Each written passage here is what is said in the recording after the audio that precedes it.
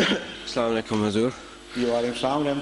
It's just to pick up on what one of the ladies said a minute ago. Yes. About the question of the staff. When Hazrat Musa alayhi salam and the Israelites were escaping from Pharaoh, the Quran and the Bible say that he struck the waters and the waters divided and allowed Hazrat Musa and his followers to escape, and then the waters closed over the pursuers.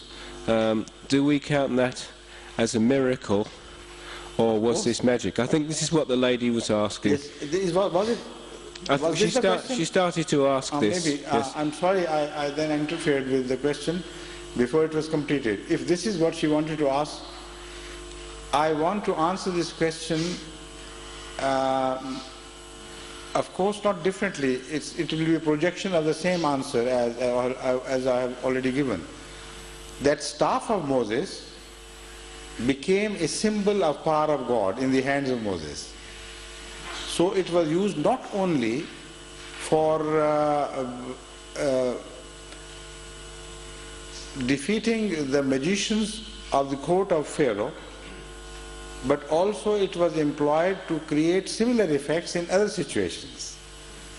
For instance, it was the same staff which was used to find water when there was no water. And it was the same staff which was used to remove water when there was water. So these two miracles should be understood and studied in juxtaposition. When he was about to enter, now let me first remove another misunderstanding. It was not the Dead Sea, the Red Sea, which he crossed. There is a complete misunderstanding by the people on this question.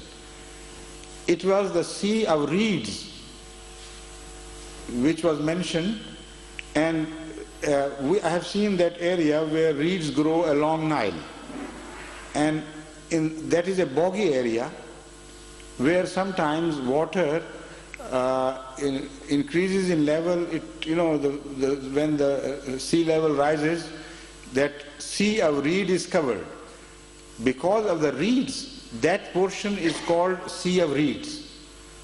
So what the Old Testament mentioned was not the Red Sea, but the Sea of Reeds. So that Sea of Reeds had this normal daily phenomenon that sometimes water rose in level and sometimes it receded along with the tide and ebb of the sea. So when Moses was about to enter, then it must have been covered by water at that time.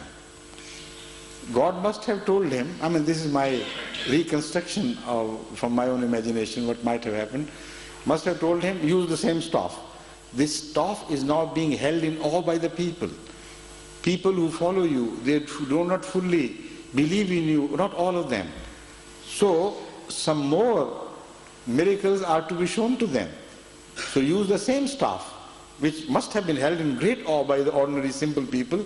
This is the staff which has brought about this destruction of the magic. So strike the water with this.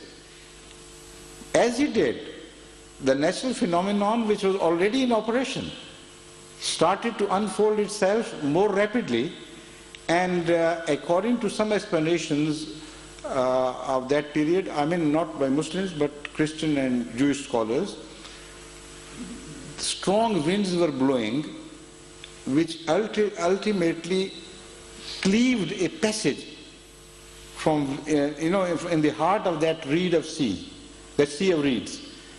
And that was also the time for the water to recede normally. So that is why Bible describes it as a sort of ocean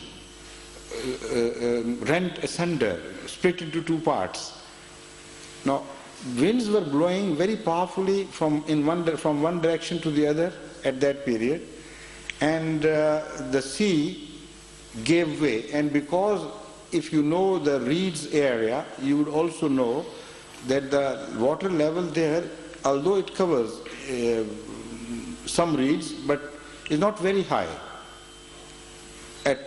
It may drown a person, all right, but it is not very high. If it receives by a few feet, then it becomes possible.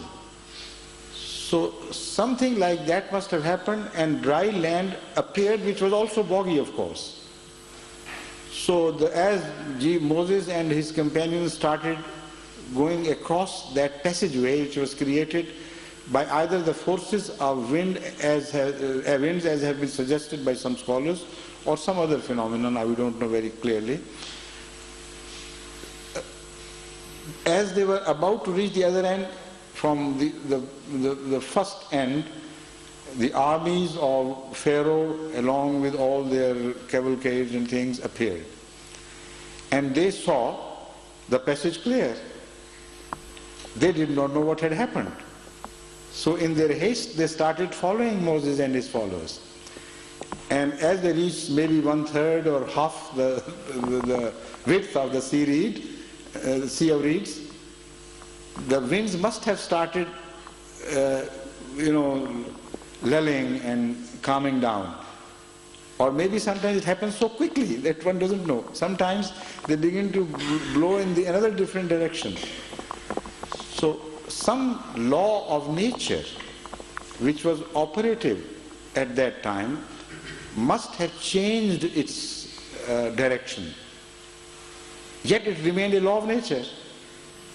The result was that suddenly the water which was pushed apart under the great force of wind, when that force was no longer there, then it rushed back with a revengefulness. Suddenly it must have closed with such violence and vengeance that the water level there should have risen more than the ordinary level, because this is exactly what scientifically happens. Artificially create a rift within the water, remove the obstacles which hold the water apart, and then with the rush of the waves and the water, the level would rise even beyond.